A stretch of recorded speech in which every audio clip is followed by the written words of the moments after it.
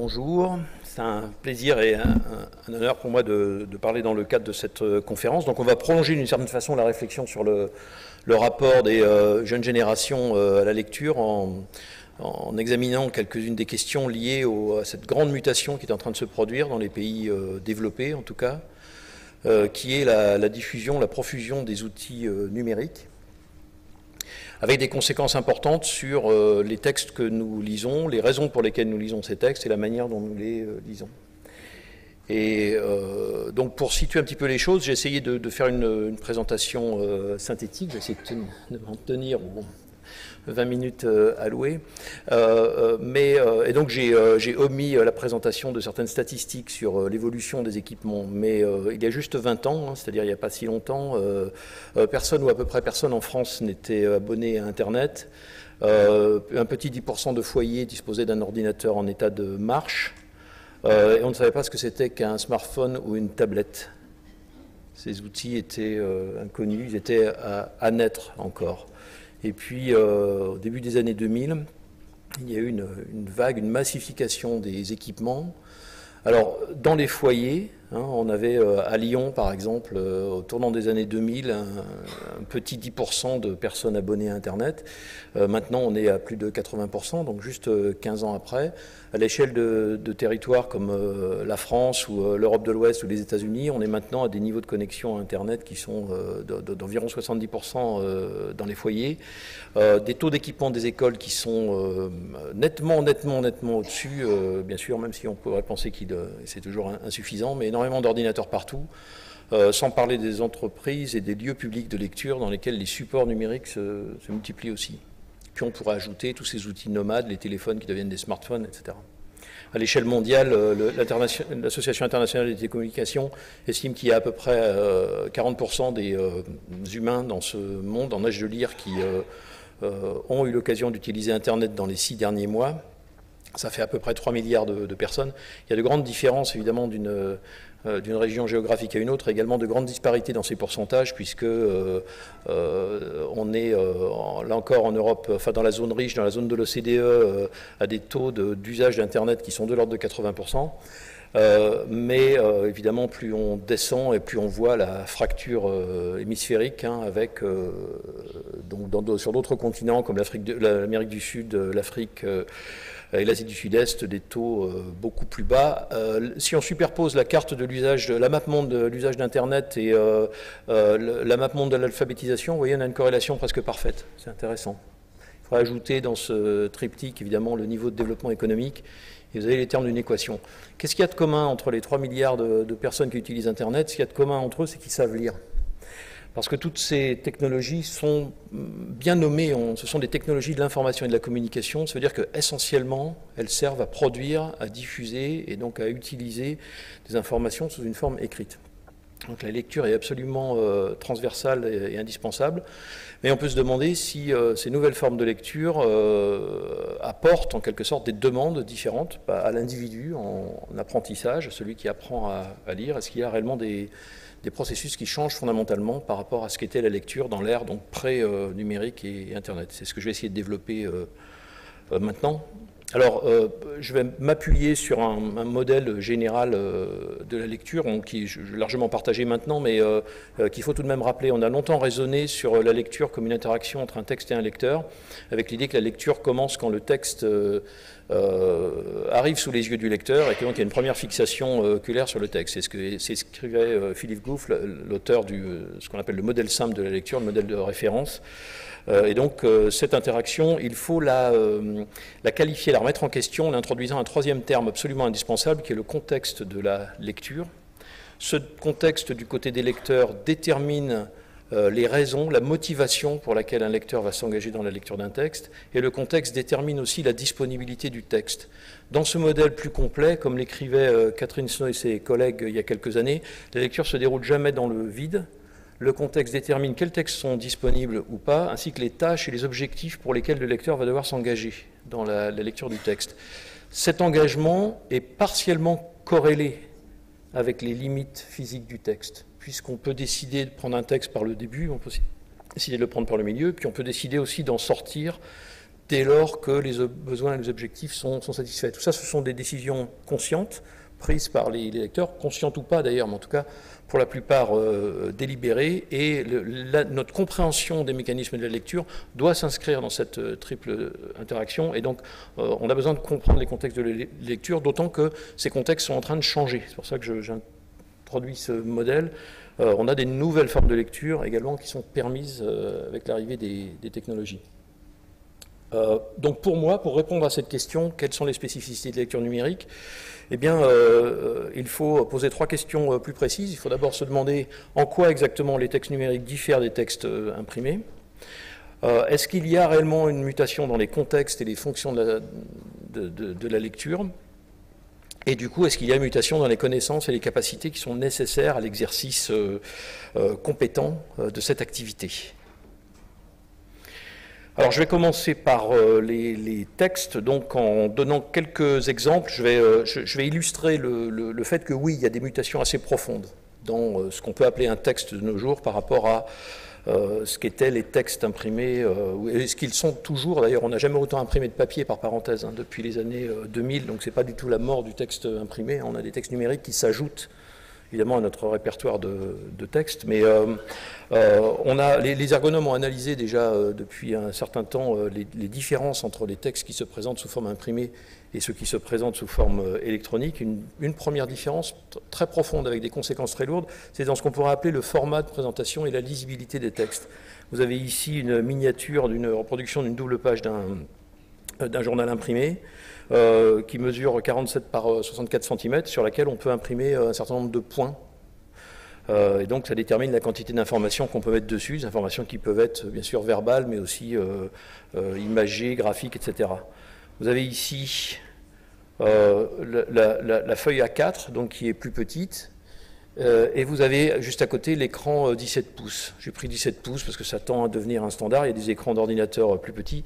Et vous voyez, on a une surface d'affichage qui est à peu près physiquement de la même taille, mais qui en fait contient beaucoup moins d'informations à cause de la finesse du grain avec laquelle on peut afficher ces informations, ce qu'on appelle la définition. Et donc une lisibilité plus faible qui fait que l'information que l'on conçoit, que l'on veut publier pour un écran numérique, va avoir un caractère plus émietté. Il va falloir établir des liens et donner au lecteur aussi les moyens de tourner les pages, ce que le lecteur va devoir faire plus souvent parce que la surface est plus petite. Cette tendance s'accentue avec les tablettes et les smartphones sur lesquels la surface d'affichage est encore plus petite, ce malgré bien sûr l'amélioration de qualité qui permet de mettre beaucoup plus d'informations sur la même surface en 2016 par rapport à il y a une quinzaine d'années, mais on a cet émiettement. Et une des conséquences, en tout cas on peut l'analyser comme une conséquence, c'est une deuxième grande mutation qui est dans l'art d'interconnecter les pages de texte numérique au moyen de ce qu'on appelle le lien hypertexte, qui est maintenant devenu tellement standard qu'on ne s'en occupe même plus. C'était un terme en vogue et à la mode. Il y a eu beaucoup de publications avec mon copain, je ne dis pas vieux copain André, dans quelques années je dirais peut-être vieux copain, je dis avec mon copain André Tricot, on s'est interrogé dans les années 90 sur justement ces changements dans les manières de lire qui étaient introduites par l'arrivée de cette technique du lien hypertexte. Le lien hypertexte, c'est l'habitude que nous prenons de distinguer dans n'importe quel texte sur écran deux couleurs. Typiquement la couleur noire du texte, et puis une couleur bleue qui nous signale un texte dynamique sur lequel on peut agir. Et donc ça détermine la délinéarisation du texte sur écran, et du coup, on va le voir un petit peu plus tard dans nos parcours de lecture, cette habitude que nous prenons d'organiser notre parcours de lecture assez indépendamment des limites physiques du texte tel ce texte a été conçu par son auteur. Donc je me rends à Lyon et mon problème c'est de savoir comment, je me souviens plus comment on va de l'aéroport Saint-Exupéry au centre-ville de Lyon, donc je prends mon moteur de recherche favori, sans me poser de questions d'ailleurs, et puis donc je tombe sur une liste d'informations sur Lyon, et je clique, et là j'arrive sur Wikipédia, et de nouveau j'ai du blanc et du bleu, et je sais ce que ça veut dire. C'est dans ma culture de lecteur, je vais non pas lire de manière continue et complète ces textes, je vais les balayer du regard pour y trouver l'information qui correspond à mon besoin, l'information pertinente. C'est ça le paradigme de la lecture électronique, c'est une lecture basée sur les besoins d'information et non pas basée sur la cohérence a priori du texte. Deuxième grande mutation. Troisième mutation, sans doute encore plus fondamentale, parce qu'elle a des répercussions tout simplement sur la notion de connaissance dans nos sociétés, une grande mutation dans les processus éditoriaux. Alors cette mutation, elle n'est pas vraiment liée à la technologie numérique, elle est surtout liée à la technologie des réseaux numériques, et en particulier à ce qu'on appelle le Web 2.0, c'est-à-dire la possibilité pour des utilisateurs d'Internet non seulement de recevoir des grandes quantités d'informations, mais également d'interagir, c'est-à-dire de contribuer à ces informations. Et donc toujours pour continuer sur mon exemple de ma recherche d'itinéraire dans la ville de Lyon, je vais consulter un autre site web que vous pouvez, je ne vais pas faire de publicité, mais vous reconnaissez peut-être un logo en haut à gauche. Et je cherche un avis sur le moyen le plus rapide de me rendre de l'aéroport. Et là, j'ai toutes sortes d'avis qui sont exprimés sur un forum. C'est un texte. Je le lis avec mes yeux, avec ma capacité à identifier les mots et à comprendre le sens, d'accord ? Mais je ne sais pas exactement qui sont les auteurs. Les auteurs ont une identité qui est dévoilée à moitié. Les contributeurs peuvent donner un certain nombre d'informations sur eux-mêmes. Et je vais choisir donc un message de quelqu'un qui me donne une indication, un conseil. C'est quelqu'un qui a proposé cette information au motif qu'il ou elle pense avoir une information pertinente à me donner. Donc pense avoir une certaine autorité qui lui permet de s'exprimer publiquement sur la question. Et donc en tant que lecteur, le nouveau problème auquel je suis confronté sur les réseaux numériques, c'est est-ce que c'est une information valide ? Pas simplement est-ce que je la comprends bien, est-ce qu'elle est cohérente, ça c'est un problème effectivement pour les lecteurs débutants et même pour les pas débutants, mais est-ce que je dois considérer que cette information a valeur de connaissance ? Est-ce qu'elle est vraie ? Est-ce qu'elle est juste ? Est-ce que la source qui a émis cette information est une source dans laquelle je peux faire confiance ? Quel est son propos ? Quel est son objectif ? Et donc quel type de contrat je passe en tant que lecteur avec cette auteur de texte qui est caché derrière le message du forum que je consulte. Alors donc ces trois grandes mutations, on pourra en discuter d'autres, mais donc détermine, c'est la première partie de mon propos, un changement dans la nature même des textes que nous lisons, à la fois dans leur disposition, non linéaire, dynamique, interactive, et également dans la notion de qualité de l'information. Tout le monde, vous pouvez écrire, si vous voulez, en 2 minutes, une contribution sur la ville de Lyon, que vous connaissiez ou pas Lyon, vous pouvez écrire ce que vous voulez, ça va être rendu public et accessible par n'importe quel utilisateur d'un réseau numérique qui devra donc se poser la question de savoir si cette nouvelle information qui vient d'arriver sur la ville de Lyon a une quelconque valeur. Et donc ça pose en chaîne des questions assez intéressantes pour les enseignants d'aujourd'hui, notamment au collège et au lycée, de devoir expliciter certaines discussions épistémologiques sur les fondements de la discipline, la détention de la connaissance et les clés que l'on doit maîtriser pour savoir si on croit ou pas une information qu'on est en train de lire sur Internet. Alors je vais reprendre la question maintenant sous la forme des mutations. Alors je vais faire un tout petit détour par le deuxième élément de mon triptyque, la mutation des contextes de lecture. Donc on a affaire à une massification des technologies numériques et donc à une surabondance d'informations. C'est pointé dans un petit article très drôle et intéressant de Anne Gernsbacher en 2014 qui dit voilà, il y a toujours plus d'écrits. Ça veut dire qu'en fait on est en train de passer dans d'une société où l'oralité joue un rôle important, une société où la communication se fait de plus en plus par l'intermédiaire de l'écrit. Donc quelques exemples, des jeunes auprès de qui on a fait une enquête récemment nous disent qu'ils passent 2 ou 3 coups de téléphone par semaine alors qu'ils envoient plusieurs dizaines de SMS par jour. Vous voyez, donc téléphoner comme ça, là, c'est un truc de vieux, entre guillemets. C'est plus à ça que ça sert un téléphone. Il va falloir s'y habituer. Donc du téléphone au SMS, notez bien, du langage oral au langage écrit. On ne fait pas de SMS si on ne sait pas lire. Ça ne marche pas. Ça a l'air de soi, mais parlant des publics fragiles, parlant des 18% d'élèves français qui, comme José le rappelait ce matin, sont au niveau 1A ou 1B dans l'enquête PISA, c'est un vrai problème ça, leur participation, non seulement à la communication écrite par SMS, mais également par exemple aux réseaux sociaux. On ne fait pas non plus de page Facebook quand on ne sait pas très bien lire, et pas non plus quand on ne sait pas très bien écrire, vous voyez, parce que c'est dans mon image publique la qualité de mon écriture maintenant sur ces réseaux. Il faudrait ajouter évidemment toute une série de changements, essayer d'appeler la caisse d'allocation familiale si vous voulez faire valoir vos droits. Voilà, vous saurez que vous allez être envoyé vers un www quelque chose, et donc on vous dit on ne parle plus dans les services publics, on vous renvoie à votre capacité à lire une page web et à trouver l'information qui vous intéresse, voire à remplir un formulaire en ligne, et donc de l'écrit partout. La salle de classe, à laquelle se substitue de plus en plus souvent, alors parfois pour de très bonnes raisons, hein, l'accès à l'éducation pour des publics éloignés, etc., mais les tablettes, le e-learning, ainsi de suite. Donc de la lecture partout, pour toutes sortes de besoins, et donc avec là aussi des données d'enquête qui nous révèlent que la lecture va parfois se nicher dans les recoins les plus cachés de notre intimité, mais on ne va pas insister là-dessus. Pour l'élève qui apprend à lire, à l'école primaire et au collège, et plus tard, on a donc 3 problèmes. L'apprentissage d'un accès à l'information pertinente. J'ai beaucoup d'informations, toujours et sur tous les sujets, mais laquelle choisir?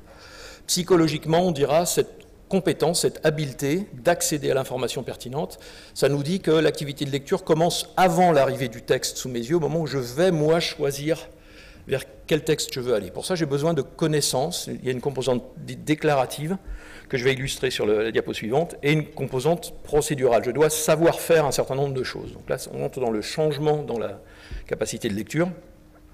Quand j'ai sous les yeux l'information qui semble correspondre à mes besoins, je dois ensuite être en mesure, comme je l'ai déjà dit à propos du forum sur les itinéraires, si l'information que j'ai sous les yeux est de bonne qualité. Et pour ça, je dois encore lire, parce que je ne connais pas mon interlocuteur. Et donc je dois inférer, je dois deviner son autorité, ses intentions, sa fiabilité en tant que source, et porter un jugement donc, sur la qualité de l'information écrite que j'ai sous les yeux.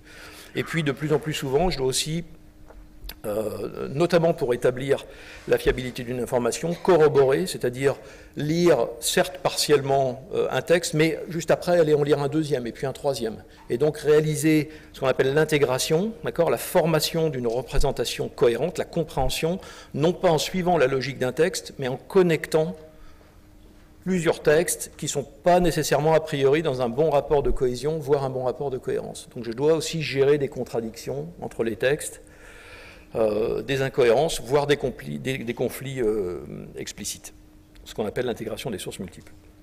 S'il me reste quelques minutes, je peux un tout petit peu entrer dans les détails sur ces 3 types de compétences. Alors, la première chose peut-être à dire, c'est que rien de tout ça n'est fondamentalement nouveau. Tout ça faisait partie de la lecture bien avant l'arrivée des ordinateurs et d'Internet. Simplement, on ne se serait pas donné ce niveau de compétence peut-être comme objectif fondamental dans l'éducation. Je dirais, oui, ça c'est de la lecture érudite, c'est ce qui m'était répondu il y a encore quelques années quand je parlais de la lecture au collège en classe de 3e. Voilà, la confrontation de sources multiples, on disait, oui, l'historien professionnel, il fait ça effectivement, mais vous voyez, à l'école, on travaille sur des petits dossiers de documents, et puis le reste pourra attendre peut-être l'entrée dans les cycles supérieurs. Donc ce que je veux dire, c'est qu'il n'y a rien au fond de fondamentalement nouveau, simplement, et il y a des aspects relativement marginaux de la lecture, peut-être autrefois, qui deviennent maintenant premiers, fondamentaux, centraux. Par exemple, accéder à l'information. Et donc je disais, il y a une composante déclarative. Qu'est-ce que c'est? Il faut comprendre comment l'information est organisée dans un hypertexte. Savoir que les liens mènent à d'autres pages, que ces pages ne sont ni à côté, ni devant, ni derrière, elles sont quelque part sur un ordinateur, d'accord, et les liens peuvent m'amener vers une page qui forme un ensemble cohérent avec celle que je suis en train de consulter, mais le lien peut aussi m'amener dans un lieu virtuel tout à fait différent. Il faut que je connaisse les outils d'accès, il faut savoir que c'est une bonne idée, par exemple, si l'information n'est pas sous mes yeux, d'utiliser la barre de défilement pour aller voir la deuxième partie de la page, qui n'est pas là directement affiché, mais on sait que ça coûte. On sait que, par exemple, les adolescents entre 12 et 15 ans peuvent passer à côté d'une information simplement parce qu'elle n'était pas juste en haut de l'écran. Vous voyez, il aurait fallu descendre un petit peu dans la page. On n'avait pas ce problème-là avec une page imprimée du fait des questions de format que j'ai évoquées. Donc, connaître les outils d'accès, puis interpréter tous les éléments organisateurs des textes, tout ce qui permet un balayage rapide et donc un parcours de lecture délinéarisé et basé sur la pertinence de l'information et sur le besoin. Ce qu'on a appelé dans un article il y a quelques années les connaissances métatextuelles. Et puis il y a une composante procédurale, une fois que je sais tout ça, si j'arrive à savoir tout ça, à comprendre donc, cette organisation complexe des textes numériques, il y a le fait de savoir faire, donc cette composante procédurale, qui me permet, par exemple, ou pas, lorsque je passe d'une page à l'autre dans un réseau, de visualiser mentalement l'organisation de ce réseau. On sait, par exemple, ça a été l'objet d'une thèse soutenue à Poitiers il y a quelques années, que mon habileté visuospatiale, c'est-à-dire la même qui me sert à me repérer dans un bâtiment, ou la même qui me fait défaut et qui fait que je suis tout le temps perdu, je ne sais toujours pas s'il faut que j'aille dans le couloir de gauche ou de droite, on la retrouve comme un prédicteur significatif de la mémoire que je garde d'un parcours dans un hypertexte, vous voyez, sur écran. Donc il y a cette composante spatiale qui est aussi liée à la dématérialisation, au fait que je n'ai pas un bel agencement sous les yeux des pages ou des documents, mais que je dois me représenter, je dois imaginer cette représentation, parce que tout ce que j'ai sous les yeux, c'est une fenêtre qui est celle de mon ordinateur. Je n'ai jamais qu'une seule page à la fois visible dans mon environnement. Sur la recherche d'informations, il faut évidemment pointer la question des modalités d'examen des possibles. Lorsque vous êtes en train de lire donc, une liste de liens dans un moteur de recherche, est-ce que vous allez prendre le premier? Est-ce que vous allez en lire 2, 3, 4? Est-ce que vous allez passer à la deuxième page qui vous montre encore d'autres possibles, ou est-ce que vous allez prendre une décision impulsive? La réponse, on la connaît depuis un article très souvent cité de Pan et ses collègues qui ont montré que, avec un public d'adolescents, dans 72% des cas, quelle que soit la tâche, quel que soit tout ce que vous voulez, c'est le premier lien qui est choisi. Donc il y a un côté impulsif, il y a un côté type 1, comme on dirait dans le raisonnement, rapide, basé sur des indices superficiels qu'il faut apprendre à inhiber pour éviter de se trouver simplement pris par de la publicité ou pris par des informations qui semblaient pertinentes mais qui ne le sont pas.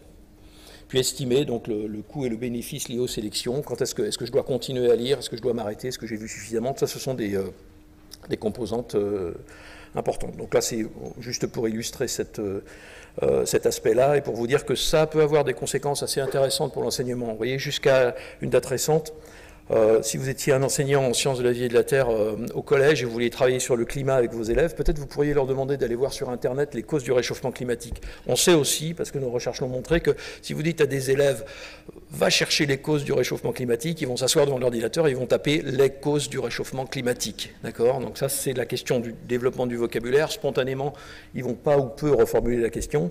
Et ce qu'ils auront, c'est ce qu'ils auraient eu il y a quelques mois, c'est cette liste-là, dans laquelle on trouve un premier lien, donc que les adolescents vont choisir, donc 70% d'entre eux vont le sélectionner, et c'est un site web qui est le fruit d'une organisation qui s'appelle Planète Énergie, et qui vous explique les causes du réchauffement climatique. J'ai déjà eu l'occasion d'utiliser cet exemple, parce que je le trouve remarquable. Si vous cliquez là-dessus, vous allez voir cette page qui est très bien écrite, qui vous explique que la principale cause est naturelle, ce qu'on appelle l'effet de serre, et que accessoirement les agriculteurs sont aussi un petit peu responsables de ça. Puis le temps que je vous explique ça, vos yeux sont allés se promener en haut à gauche encore, et vous avez peut-être repéré un petit logo rouge, et voilà, et ça vous dit, donc c'est la deuxième partie de mon argumentaire, que le sponsor de cette page, c'est une PME qui s'appelle Total, et qui se trouve être le 6e producteur mondial, enfin, et commerçant mondial de pétrole. Donc là, vous raisonnez sur la source, vous voyez ?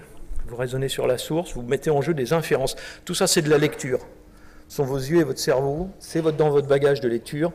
Lorsqu'on va vous demander, puisque vous êtes élève de 3e en SVT, de parler à vos camarades, d'écrire dans un texte vos conclusions sur les causes du réchauffement climatique, qu'est-ce que vous allez faire de cette information?